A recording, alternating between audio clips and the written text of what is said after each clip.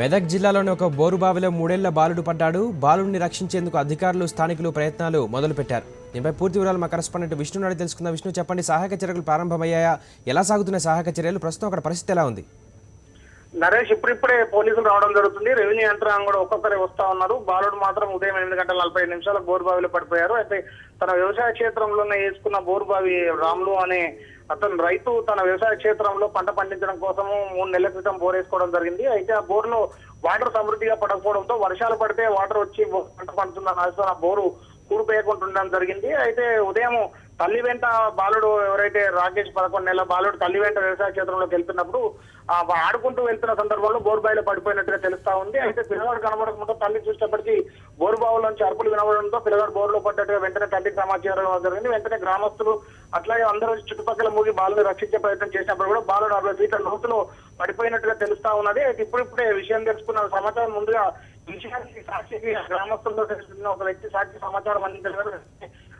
మనము నడిపిన బ్రేకింగ్ ల ప్రకారము వెంటనే గ్రామస్తులు అట్లాగే రెవెన్యూ పోలీస్ సిబ్బంది అప్రమత్తం కావడం జరిగింది. జిల్లా యంత్రాంగం కూడా వెంటనే రక్షించే విధంగా సహాయక చర్యలు చేపట్టాలని చెప్పని అటు కలెక్టర్ ఇట్లా ఎస్పీ కూడా వాళ్ళ డిపార్ట్మెంట్ ఆదేశించడం జరిగింది. ఇప్పుడు బాలుని రక్షించే పనిలో ముఖ్యంగా ముందు బాలుని బయటకు తీయాలంటే ప్రధానంగా బాలునికి ఆక్సిజన్ అందాల్సిన అవసరం ఉంది. అంటే గత 3 నెలలుగా బోరుబావిలోంచి బోరు తవ్వించి 3 నెలలు అవుతుంది కాబట్టి అందులో 3 నెలల నుంచి కూడా అందులో నిలిచిపోయి ఉన్న ఏదైతే వాయువు ఉంటుందో అది ఎంత మేరకు విషపూరితంగా మారింది, మామూలుగా ఉంది అనే విషయాన్ని కనుక ఆక్సిజన్ పంపిస్తే తప్ప బాలుని ముందు రెస్క్యూ చేయాలంటే తప్ప ముందు ఆక్సిజన్ పంపించే పనిలో జిల్లా యంత్రాంగం పడ్డారు. జిల్లా కేంద్రానికి 45 కిలోమీటర్ల దూరంలో ఉంది కాబట్టి అక్కడికి వెంటనే ఆక్సిజన్ తరలించే పనిలో ఉన్నారు. ఇప్పుడిప్పుడే సంగారెడ్డి నుంచి ఆక్సిజన్ తీసుకొని వైద్యాధికారులు పుల్కలు చేయడం జరిగింది. బాలుని ముఖ్యంగా ముందైతే ఆక్సిజన్ అందించిన తర్వాత బోర్ను చుట్టుపక్కల నుంచి జేసీబీలో తవ్వించి బయటకు తీసే ప్రయత్నం చేయాలని చెప్తా ఉన్నారు.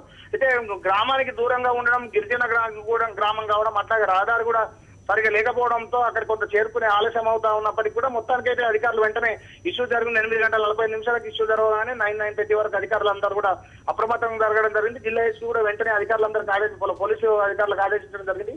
బాలులను రక్షించే విధంగా కావాల్సిన అన్ని చర్యలు తీసుకోవాలని 2-3 జేసీబీలు పెట్టిన బాలుని బోర్బావి పనులు చేయాలని చెప్పడం జరుగుతుంది. మొత్తానికైతే ఇప్పుడు అందరు అధికారులు చేరుకుంటా ఉన్నారు.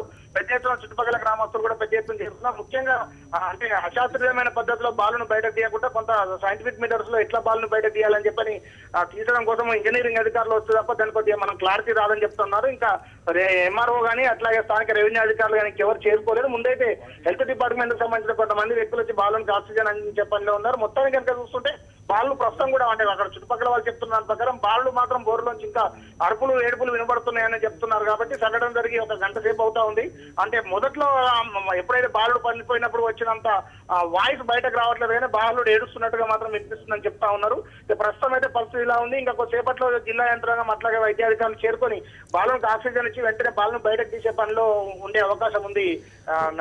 Okay Vishnu, thank you for the updates.